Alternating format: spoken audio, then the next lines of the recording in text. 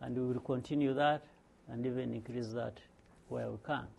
Health sector, we want a healthy population, we want a skilled population, we want to build knowledge, we want to build that capacity to make our economy competitive in many different areas. Fighting corruption is a case of choice. We made the choice. We say this is the way to go. And because also we understand what it means. If we've seen it, we lived it in other cases, we know what it means. So we thought the earlier we tackle this problem, the better.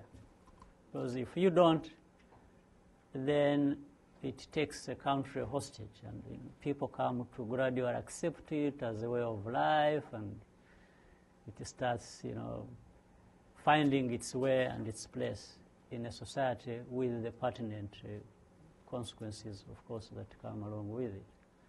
So but it comes with a lot of problems as well. You insist on accountability, you get a lot of benefits, but there are also some costs, some cases very high, because sometimes it translates into political costs. But really putting things on the balance, I think you are better off fighting it and not tolerating it than allowing it to take root. So that is the choice of Rwanda, and that's how it feeds also into the continued development of our economy and our people and our country, much as we still have a lot of challenges ahead. So thank you very much. I will be happy to. That's a great overview. Thank you.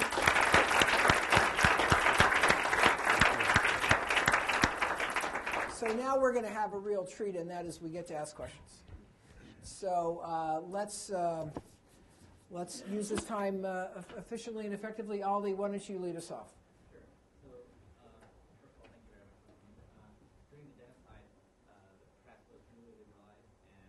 In the end, actually instigated the genocide. So right now, it's very difficult to maintain the balance between having a free press and maintaining national security. What are the steps that you think needs to happen in order for the press to be eventually mature into the state where it becomes completely open and without endangering the national security of the country itself? I really think in this particular case, sometimes there are just exaggerations, or there are people who stick to something even if elements of it change, they still stick to that and stay there and they don't want to leave it. But what you started with is very true. Freedom of expression and press and so on, then its association with the tragedy we witnessed in our country and the whole history of it and so on and so forth. These are okay. But for us, the starting point is, again, on everything we have started, if you will, from a very low base. When I was talking about building capacity, I wasn't leaving out the capacities of practitioners in that field, in the press, in the media, and so on and so forth. That requires capacity as much as in any other place. This is my feeling, but people forget about that. We have had a situation in Rwanda where whoever, whenever they want, somebody will wake up and say, I'm a journalist, and starts doing, but I simply agree that there has to be that freedom. At the same time, with this freedom comes also responsibility. So the challenge we have in Rwanda of striking a balance between the two is the challenge the rest of the world has. And in fact, that's why in particular case of Rwanda, the foreign press does not find a problem. Whatever cases they talked about are cases that are based internally. And people simply fail to see that it is a capacity problem.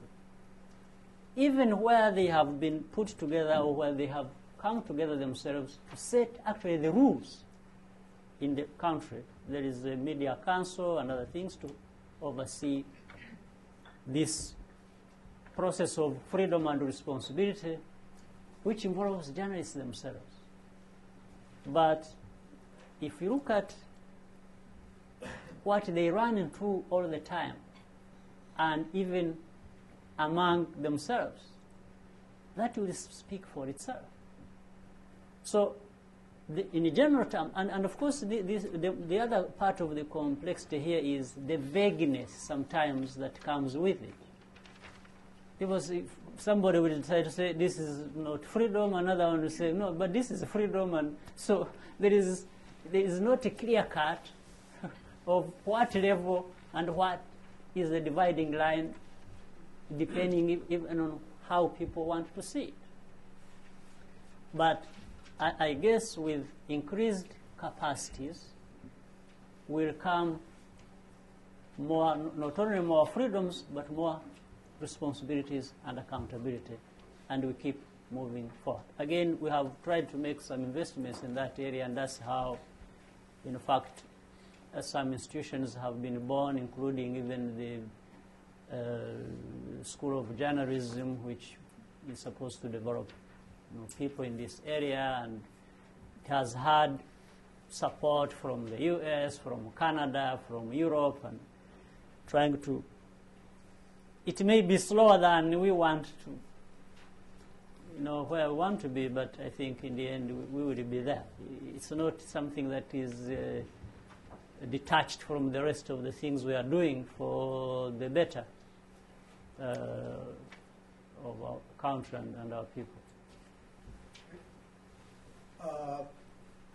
Ellie. Yes. Many people see Rwanda as being in a country, the neighborhood is not always easy because of different political reasons, rebels, and so on. And in the other end, we can see it as a positive side because the countries that surrounding Rwanda, they are not rich, they are not developed. And the question is this: what strategy Rwanda will use to make sure that they use the neighbor as an asset? That means serve them, because, for example, like if somebody in Goma or in Eastern Congo want to travel to Europe, most of them transit to Rwanda. So there is, once you enter Rwanda, you see there is something different. You see life is different there, security is better, so many different things is better. Now, how can Rwanda use that capacity to make sure that people look at Rwanda as a place to get services, to get education, to get so many different things they cannot get inside of the country, and to position Rwanda? Very good. You have an important point. In fact, our thinking is along those lines, and a number of things we have done to do that. First is to create a relationship within the region that allows that to take place. That's the starting point, the relationship. Whether it is East African community, which brings Kenya, Uganda, Tanzania, Burundi, and Rwanda together, and then there is the neighboring country, Congo, and and so on and so forth. You want to create that kind of coming together, the level of integration and the relationship that will allow that to take place. That's one. Number two, it comes to the kinds of investments, again, we make and the policies that would allow people to flow in, to come to Rwanda from these neighboring countries. I'll give you a quick example. We have invested, I'm sure Professor Porter knows this, we made in different places, but in this particular case, say investment in developing a hospital, a state-of-the-art hospital. Attracted good doctors and facilities and so on and so forth.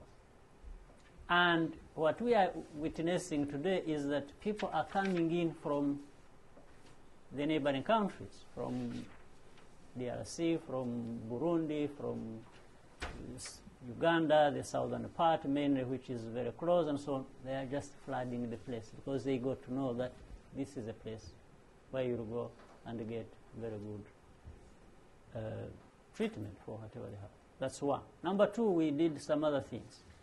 We've made immigration reforms that are friendly, that allow people in the region to move, to come to Rwanda and even settle in Rwanda and work there more easily and freely than you would find in any other country in the region.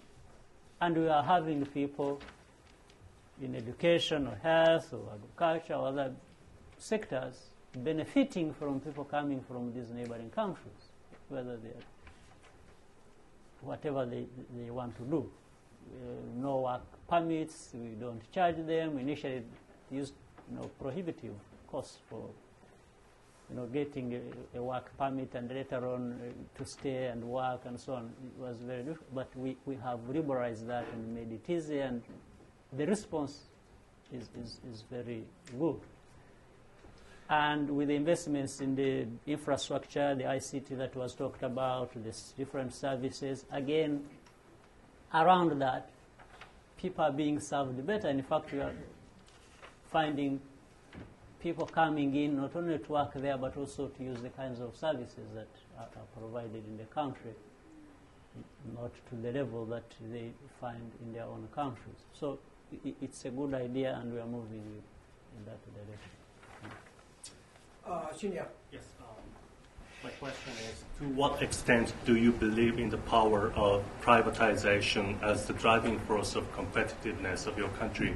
Because if you look at the coffee industry, you decided to improve productivity before re-attempting privatization. So I'm just wondering, what are the criteria you decide when it's the best time to privatize your state-owned companies? We first of all, we believe in privatization.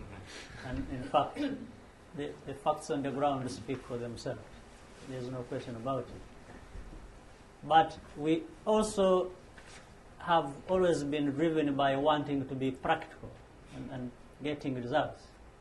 So in fact, sometimes we've privatized and then bought and sold and